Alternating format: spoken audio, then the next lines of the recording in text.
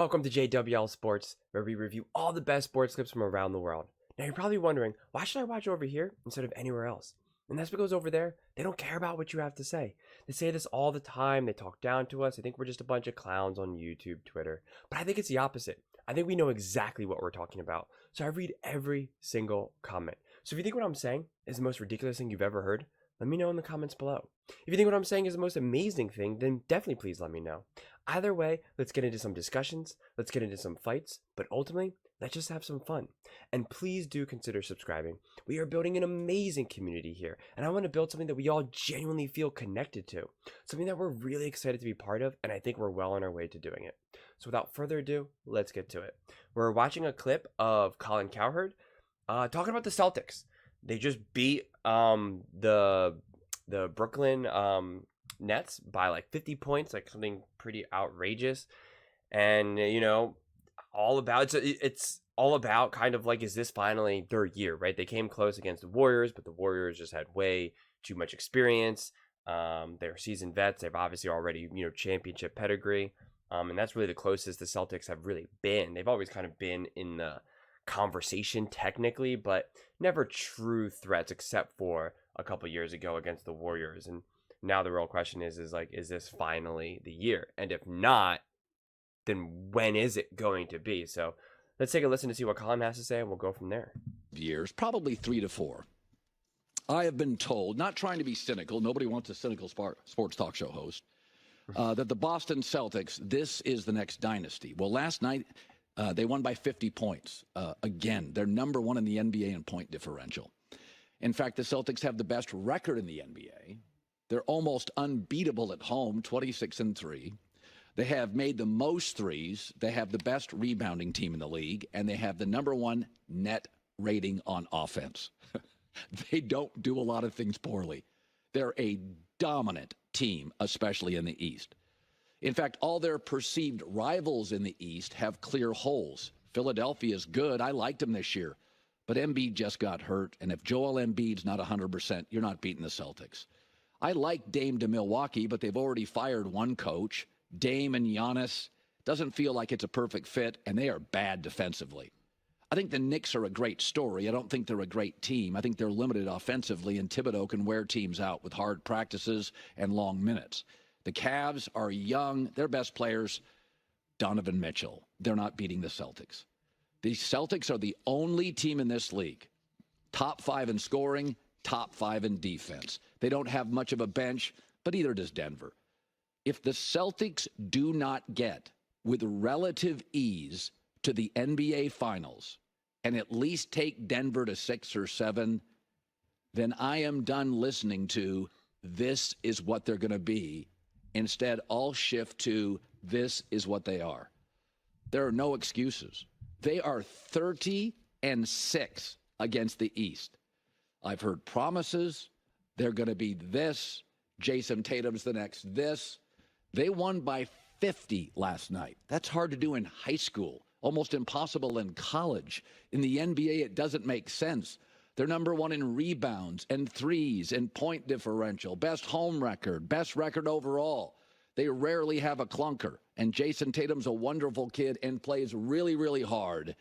But, man, I'm done listening to what they're going to be, and I want to eventually see what they are. And this is the season with a weakened Eastern Conference where Dame and Giannis really isn't working quite as well as you want, and they're bad defensively, where Joel Embiid got hurt, where the Knicks did not take a huge swing at the trade deadline. The Cavs are too young, and nobody else is really going to challenge them. This has to be the year that they walk through the East, couple of sweeps, get into the finals, and if not win it, take Denver 7. There's no... So, I think what Colin is saying, I think what a lot Colin is saying is accurate, and right, we can even just look at this. That's why I want to pause it at this moment before it went off. They're obviously a really, really, really great team, right? No doubt about it. They're obviously that. But the big thing is that we know with basketball, especially, I mean, it's really like this with a lot of sports, but I feel like basketball even more so than we realize, right? Because I think we look at football, as the playoffs are a different breed, and baseball playoffs are different as well as basketball. But basketball, it being a 7-game series, changes a lot of stuff. Because in football, especially, right, because it's just one game, whether you're on the road or at home, the weather, there's like a lot of these other factors at play, injuries, right, especially obviously in football. But the big thing with basketball is that it's so unpredictable because what we see is on the road versus at home, the role players, right, like the non-big stars, don't play as well. And in football, that's not necessarily always the case. Like in the playoffs, you're relying on those dudes, right? It's your main wide receivers, your one or second, first or second wide receiver, your running back, your defensive line, your O line. Like those are the guys that you are expecting to do everything. There's very rare, of course it can happen, but it's very rare that someone that you weren't really expecting to have a big game plays a big game, and that's why you win in the NFL, in the playoffs, that is. Right? You're relying on Patrick Mahomes to get the job done. Now, in basketball, you are to a large degree as well, right? You are relying on LeBron James to get the job done, Steph Curry. But in the playoffs, almost every single series, every single championship team always has a couple of those role players that they at least one game are they really big where they win the game. Whether it's which at this point Ray Allen was a role player, hitting that random three in the corner to tie it up. Whether it was with the Warriors where they had Sean Livingston just randomly knocking down, which I just talked about that recently, not going 5 for 5 for mid-range, as well as God, I can't remember their names, Barbosa or whatever. Like, just a lot of these other players that were not necessarily there to carry the Warriors, but came up huge. Andrew Wiggins really needed to step up in the playoffs for the Warriors to win their last championship. It wasn't just all Steph and Clay and Draymond. And so that's what really matters. And in the regular season, it's different. You don't really see those moments. They can happen, of course. It's such a long season, 82 games, but it's just different come time playoffs, especially when you got to beat the team 4 times. So, and that's where you saw the Lakers. The Lakers were looking kind of good last season or the season before, but then in the playoffs, things changed. LeBron got tired. AD got tired. The role players were good at times, and then not good at times. It was very inconsistent.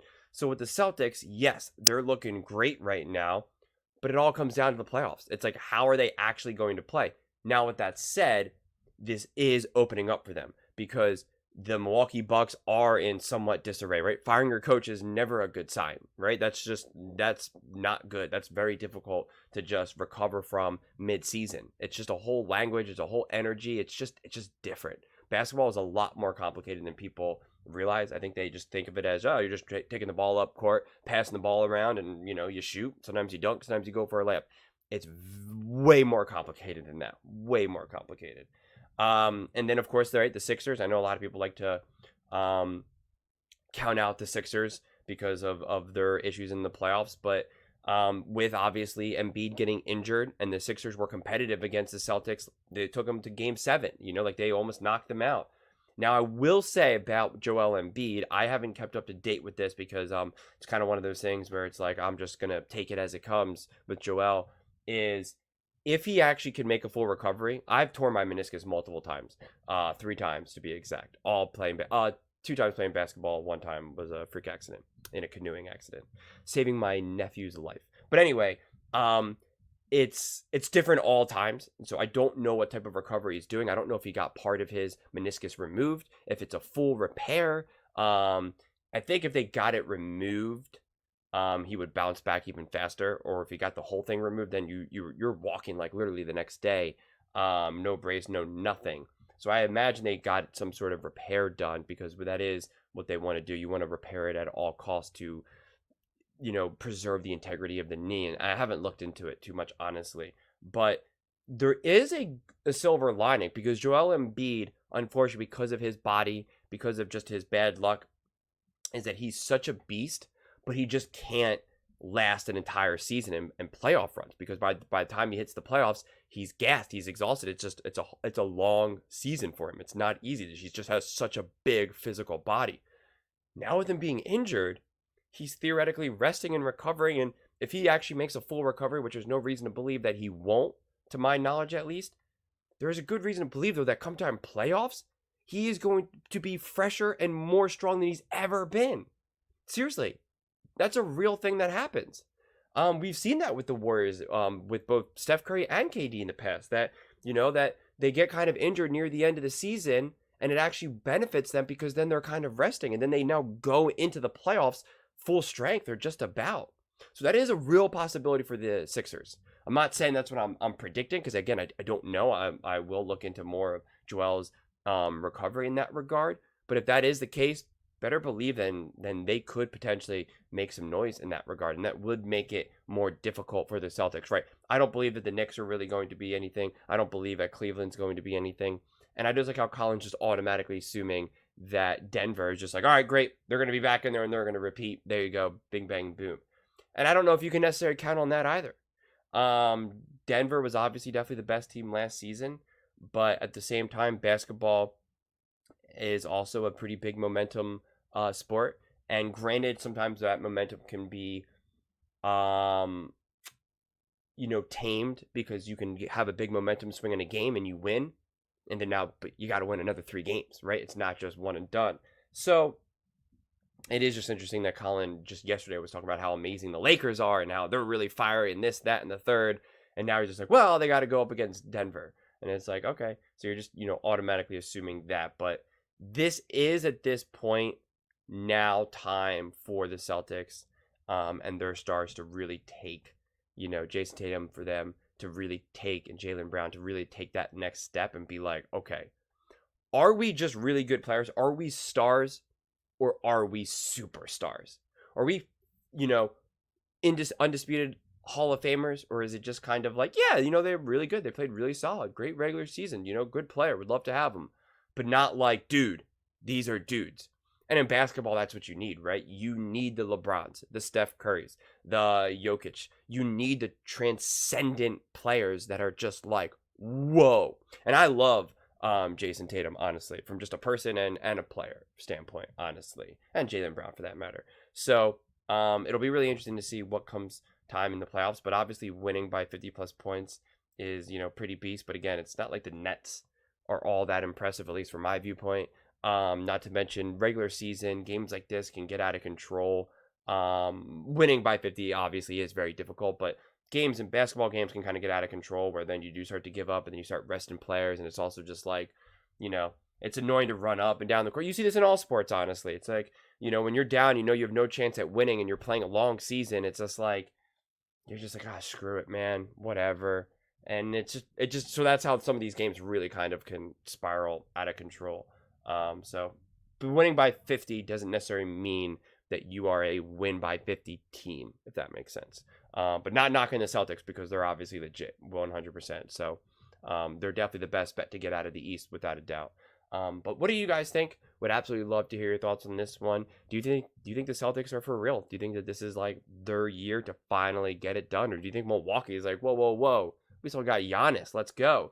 And do you think if they did you think they have a chance at actually beating the Denver Nuggets? Let me know in the comments below. Please don't forget to subscribe. As I said, we are building an amazing community here, and I would absolutely love to see you part of it. And please don't forget to give this video a thumbs up, as it really does help with the visibility and the algorithm. Thank you so much, and see you next time.